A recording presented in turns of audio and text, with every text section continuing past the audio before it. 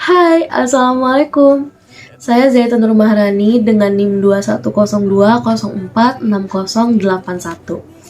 Pada kesempatan kali ini, saya akan membahas buku yang menarik berjudul Ilmu Hubungan Internasional, Disiplin dan Metodologi, karya Profesor Mohtar Masud.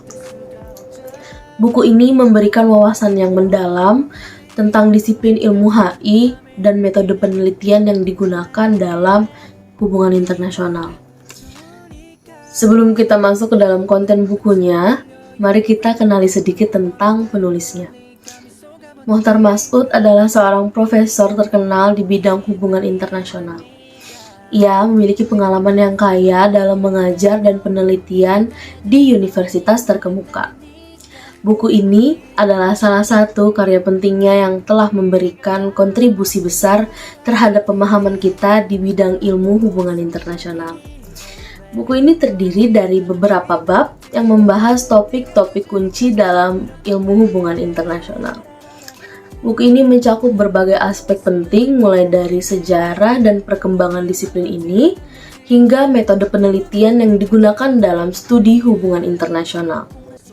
Nah, di dalam buku ini, di bagian pertama, Profesor Mohtar Masud membahas tentang perkembangan ilmu hubungan internasional dari perspektif sejarahnya. Disiplin hubungan internasional berkembang dari hasil perubahan kompleksitas hubungan antar negara dan aktor-aktor internasional di dunia.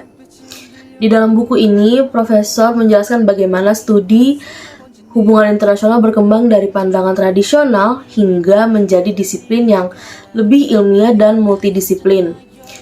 Perkembangan ilmu hubungan internasional juga dipengaruhi oleh teori-teori yang muncul, metode penelitian yang digunakan, dan perubahan dalam struktur politik dan ekonomi global. Setelah memahami perkembangan ilmu, Profesor Mohtar Masud membahas pentingnya hubungan antar manusia yang melewati batas negara. Hubungan internasional melibatkan masalah yang kompleks dan berpotensi berbahaya karena melibatkan negara-negara yang masing-masing memiliki kewenangan sendiri, sehingga memerlukan mekanisme yang lebih rumit daripada hubungan antar kelompok manusia di dalam suatu negara. Studi hubungan internasional ini juga bertujuan memahami perilaku dalam transaksi internasional seperti perang, konflik, kerjasama, pembentukan aliansi, dan interaksi organisasi internasional. Pada bagian tingkat-tingkat analisa, Profesor Mohtar Masud menjelaskan terdapat dua hal yang perlu diperhatikan dalam memilih tingkat analisa, yaitu penentuan unit analisa dan unit eksplanasi. Unit analisa merupakan objek yang perilakunya akan dianalisa atau disebut juga dengan variabel dependen. Unit analisa diperlukan untuk mengetahui masalah apa yang harus diteliti dan diamati. Sementara unit eksplanasi adalah objek yang mempengaruhi perilaku unit analisa yang digunakan, disebut juga sebagai variabel independen. Nah, unit eksplanasi ini adalah upaya menjawab pertanyaan mengapa terhadap suatu masalah. Profesor Mohtar Masud membagi tingkat-tingkat analisa ini menjadi 5 tingkat analisa, yaitu individu, kelompok individu, negara bangsa, negara, dan sistem internasional. Selanjutnya kita masuk kepada bagian kedua dalam buku ini. Jadi di bagian kedua dalam buku ini terdapat beberapa bab. Yang pertama, Profesor Mohtar Masud menjelaskan tentang pendekatan sistematis yang digunakan dalam memperoleh pengetahuan dalam bidang hubungan internasional. Proses ini melibatkan langkah-langkah yang terstruktur dan logis untuk memahami fenomena dalam konteks hubungan internasional. Selanjutnya, di buku ini menjelaskan juga bahwasannya setiap upaya untuk memahami fenomena sosial pasti tentunya melibatkan upaya penyederhanaan atau simplifikasi fenomena tersebut. Penyederhanaan ini berkaitan dengan konsep. Jadi, Konsep adalah sebuah kata yang mengandung sebuah gagasan yang digunakan untuk menyederhanakan kenyataan yang kompleks dengan mengkategorisasikan hal-hal yang kita temui berdasarkan ciri-ciri yang relevan.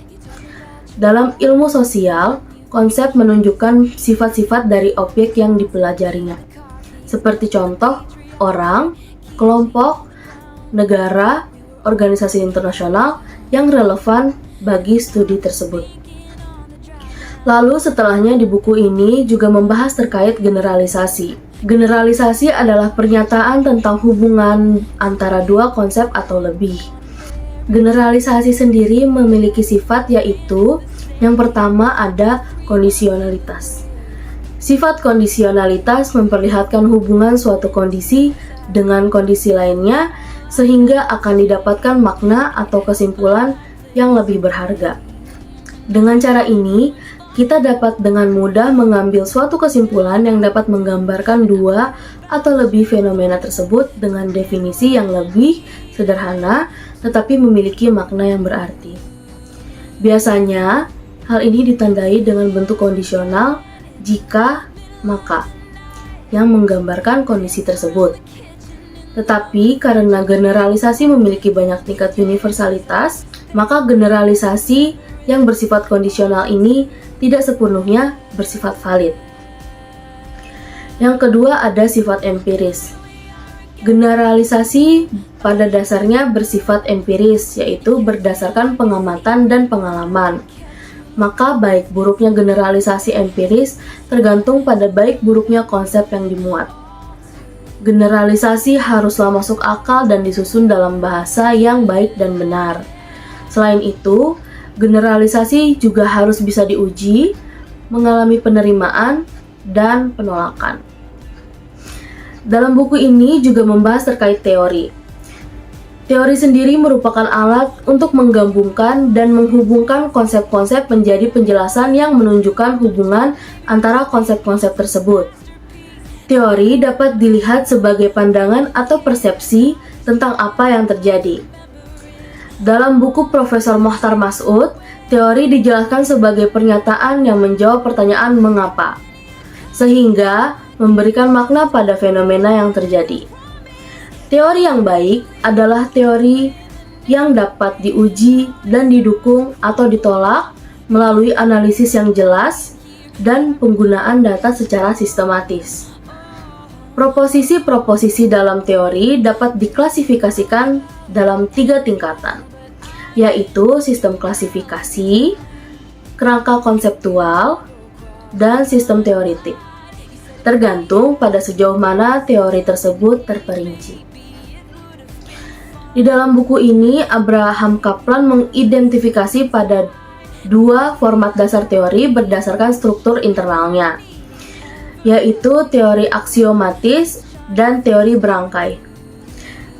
Teori aksiomatis adalah teori yang dihubungkan secara deduktif. Untuk dianggap sebagai teori, pernyataan harus membentuk sistem aksiomatis yang terdiri dari aksioma, definisi, dan teorem. Aksioma adalah pernyataan yang menjadi dasar argumen deduktif. Aksioma merupakan konsep yang memiliki generalisasi universal, sedangkan teorem di sisi lain merupakan pernyataan yang diperoleh secara logis dari aksioma dan berfungsi sebagai kesimpulan dari argumen deduktif. Nah, salah satu konsep yang menarik yang dijelaskan dalam buku ini adalah penggunaan model dalam menyampaikan suatu fenomena. Ilmuwan menggunakan model untuk menyederhanakan situasi yang kompleks dan menyatakan kejadian yang empiris dengan lebih mudah dipahami. Model ini bersifat abstrak dan bertujuan untuk menyederhanakan situasi yang rumit. Namun, penting untuk diingat bahwa model hanya merupakan representasi atau abstraksi dari fenomena yang terjadi di dunia nyata.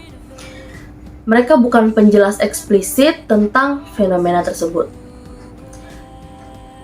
Model dapat membantu dalam merumuskan hipotesis dan menunjukkan hubungan antara konsep-konsep yang terlibat dalam fenomena yang diamati. Di dalam buku ini, Profesor Mohtar Mas'ud juga menekankan bahwa model hanya mendorong terbentuknya hipotesis dan tidak memiliki sifat eksplanatif. Ya, itu dia ulasan singkat saya tentang buku Ilmu Hubungan Internasional, Disiplin dan Metodologi karya Profesor Mohtar Mas'ud. Semoga ulasan dari saya memberikan gambaran yang jelas tentang buku ini. Terima kasih telah mendengarkan. Sampai jumpa.